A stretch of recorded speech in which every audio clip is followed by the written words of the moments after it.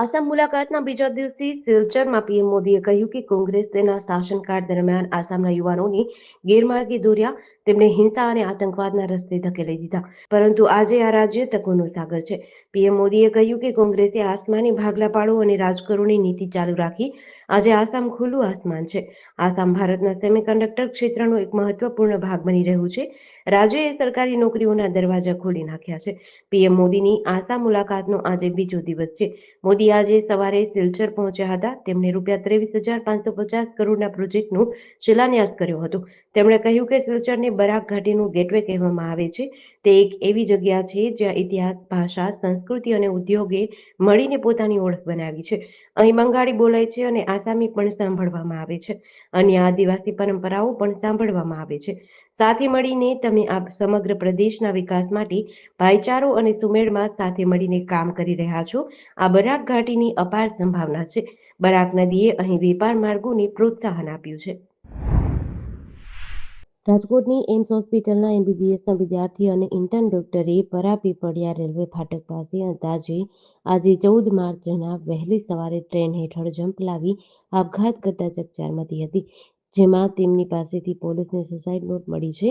જેમાં mentally disturb હોવાના કારણે જીવન ટૂંકાવી દેવાનું અંતિમ પગલું ભર્યું હોવાનું પ્રાથમિક તપાસમાં સામે આવ્યું છે.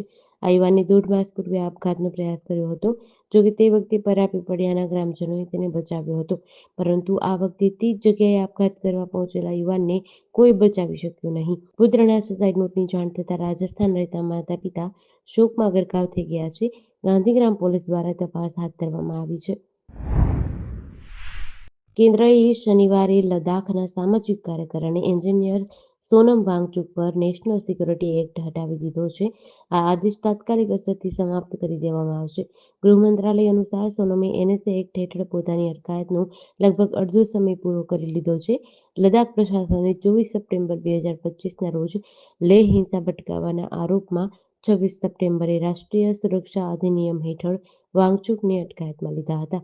ત્યારથી તેઓ જોધપુર જેલમાં છે. આ હિંસામાં 4 લોકોના મોત થયા હતા અને 150થી વધુ લોકો ઘાયલ થયા હતા. લગભગ 5.5 મહિના થઈ ચૂક્યા છે. લગભગ 170 દિવસ પછી મુક્ત થશે. એનએસએ સરકારને એવા લોકોને અટકાયતમાં લેવાનો અધિકાર આપે છે જેમની પાસેથી દેશની સુરક્ષા કે જાહેર વ્યવસ્થાને ખતરો હોય.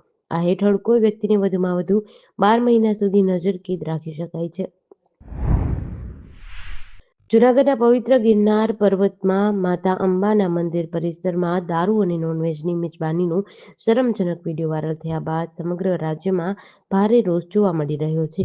આ મામલે તંત્રએ 10 પૂજારી અને 1 રસોઈયાને સસ્પેન્ડ કરી દીધા છે. પરંતુ આ પ્રકરણમાં વિડીયોમાં દેખાતા સગીર યુવકે મીડિયા સમક્ષ ચોંકાવનારો ખુલાસો કરતા મામલામાં નવો વળાંક આવ્યો છે. સગીરના આક્ષેપ મુજબ મંદિરમાં જ સેવા આપતા પૂજારીએ તેને નશામાં ધૂત કરી પરાણે વિડીયો ઉતાર્યો હતો અને આ સમગ્ર ઘટના પાછળ તેને મોહરો બનાવીને મંદિરને બદનામ કરવાનું કોઈ મોટું ષડયંત્ર હોવાની આશંકા વ્યક્ત કરી છે.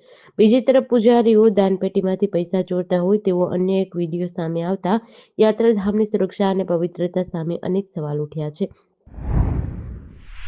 રાજકોટમાં કાકા ભત્રીજીના સંબંધને લજવતો કિસ્સો સામે આવ્યો છે. 14 વર્ષીય ભત્રીજી પર કૌટુંબિક કાકાએ 5 મહિના સુધી દુષ્કર્મ આચર્યાનો ઘટસ્ફોટ થયો છે. ચોંકાવનારી વાત એ છે કે સગીર ભત્રીજી ગર્ભવતી ન બને તે માટે કાકા દ્વારા તેને ગર્ભનિરોધક ગોળીઓ ખવડાવવામાં આવતી હતી. સગીરાને પેટમાં દુખાવો ઉપડ્યા બાદ હોસ્પિટલે સારવાર માટે લઈ જવાતા આરોપી કાકાનો ભાંડો ફૂટ્યો હતો. પોલીસે કાકાની ધરપકડ કરી છે. સગીરાની માતા રીસામણે બેસી હોય અને તે અને તેના પિતા કાકા સાથે રહેતા હતા. કાકા અને ભત્રીજી જ્યારે ઘર પર એકલા હોય ત્યારે તેનો લાભ ઉઠાવી કુકરમાં ચડતો હતો. આ શરમજનક ઘટનાનો પર્દાફાશ તારે થયો જ્યારે બુધવારના રોજ 14 વર્ષની સગીરાને અચાનક પેટમાં અસહ્ય દુખાવો ઉપડ્યો. મધ્યપ્રદેશના ઉજ્જૈનથી રાજકોટ આવીને કામ કરતા પરિવારમાં જ્યારે બાળકીની તબિયત લથડી ત્યારે તેના પિતાએ તેની પૂછપરછ કરી હતી. આ દરમિયાન બાળકી પાસેથી કેટલીક શંકાસ્પદ ગોળીઓ પણ મળી હતી. છેલ્લા 3 દિવસથી સોશિયલ મીડિયા અને ઉત્તર ગુજરાતમાં ચર્ચાનું કેન્દ્ર બનેલી લોકગાયિકા કિંજલ રબારીના આંતરજ્ઞાતિ લગ્ન વિવાદમાં મોટો વળાંક આવ્યો છે. પોતાની મરજીથી લગ્ન કર્યા હોવાના દાવા અને સુરક્ષાની માંગણી કરતો વિડીયો શેર કર્યા બાદ મોડી રાત્રે 2 સમાજના આગેવાનોની બેઠક મળી હતી. જેમાં કિંજલને તેના પરિવારને સોંપવાનો નિર્ણય લેવાયો છે. રાધનપુરના સિનાડ ગામની વતની અને કોયલ કંઠી ગાયિકા તરીકે જાણીતી કિંજલ રબારીએ અશોક ચૌધરી નામના યુવક સાથે પ્રેમ લગ્ન કર્યા હતા. આ લગ્નની જાહેરાત કિંજલે સોશિયલ મીડિયા પર વિડીયો શેર કરીને કરી હતી.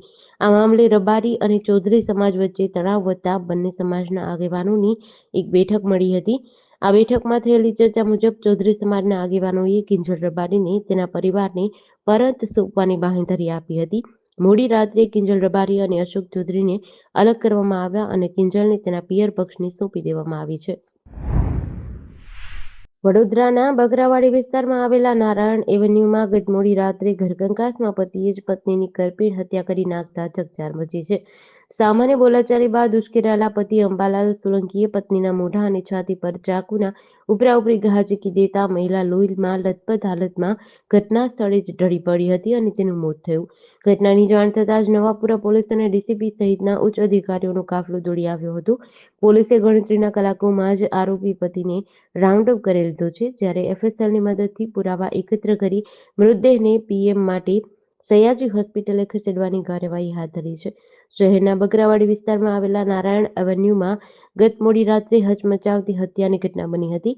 પતિ અંબાલાલ સોલંકીએ પોતાની જ પત્ની રીટા સોલંકી પર વહેમ રાખી છાતી અને મોઢાના ભાગે છરીના 4 થી 5 ઘા માર્યા હતા. રાજ્યમાં છેલ્લા કેટલાક દિવસોથી કાળઝાળ ગરમી પડી રહી હતી, જેનાથી પરેશાન થયેલા લોકોને હવે થોડો રાહતનો અહેસાસ થયો છે. પવનની દિશામાં બદલાવ થતાં અને વેસ્ટર્ન ડિસ્ટર્બન્સની અસરના કારણે તાપમાનમાં 2 થી 3 ડિગ્રીનો ઘટાડો થયો છે. જો કે હજુ પણ મોટાભાગના શહેરોમાં તાપમાન 38 ડિગ્રી સુધી નોંધાયું છે. બીજી તરફ હવામાન વિભાગે આગામી 2 દિવસ 18 અને 19 માર્ચ રાજ્યના અનેક વિસ્તારમાં કમોસમી વરસાદની આગાહી કરી છે. વરસાદની આગાહીને પગલે ખેડૂતોની ચિંતા વધી છે. હાલમાં ખેતરમાં રહેલા જીરું, ઘઉં, ચણા, વરિયાળી સહિતના પાકને નુકસાન થવાની ભીતિ સેવાઈ છે.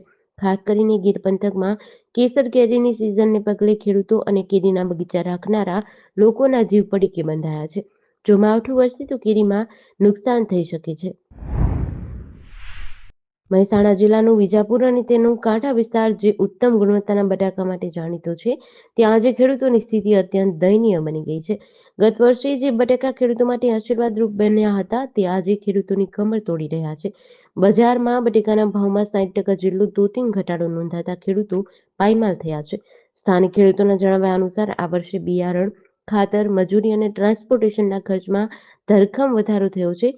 1 વીઘા દીઠ ખેતીનો ખર્ચ ₹30,000 થી ₹35,000 સુધી પહોંચ્યો છે, જેની સામે માંડ ₹20,000ની આવક થઈ રહી છે. ગત વર્ષે પ્રતિ 20 કિલોના ભાવ ₹250 થી ₹450 સુધી મળતા હતા, જે ચાલુ વર્ષે ઘટીને માત્ર ₹80 થી ₹150ની વચ્ચે આવી ગયા છે. હરિપુરા જેવા ગામોમાં તો સ્થિતિ એવી છે કે વેપારીઓ ₹100માં પણ માલ લેવા તૈયાર નથી. પરિણામે ખેતરોમાં બટાકાના પહાડ જેવા ઢગલા ખડકાયા છે. ભાવનગર શહેરના નીલમબાગ પોલીસ સ્ટેશનના જવાનો શહેરના વિવિધ વિસ્તારોમાં પેટ્રોલિંગમાં હોય એ દરમિયાન ચોક્કસ માહિતીના આધારે વિઠ્ઠલવાડી વિસ્તારમાં આવેલ પેટ્રોલ પંપ પાછળ ખુલ્લી જગ્યામાં સરા જાહેર જુગાર રમતા 10 શખ્સોની રોકડ રકમ તથા જુગારના સાહિત્ય સાથે ઝડપી લઈ તમામ વિરુદ્ધ ગુનો દાખલ કર્યો હતો. ગતરોજ નીલમબાગ પોલીસ સ્ટેશનના જવાનો પોલીસ મથક હેઠળના અલગ અલગ વિસ્તારોમાં પેટ્રોલિંગમાં હોય એ દરમિયાન ચોક્કસ માહિતીના આધારે વિઠ્ઠલવાડી વિસ્તારમાં આવેલ પેટ્રોલ પંપ પાછળ ખુલ્લી જગ્યામાં રેડ કરતા 10 શખ્સો ગોળ કુંડાળુ વાળીને 3 પત્તીનો જુગાર રમતા હતા. ₹27,310 સાથે ઝડપી લઈ તમામ વિરુદ્ધ કાયદેસરની કાર્યવાહી હાથ ધરી હતી.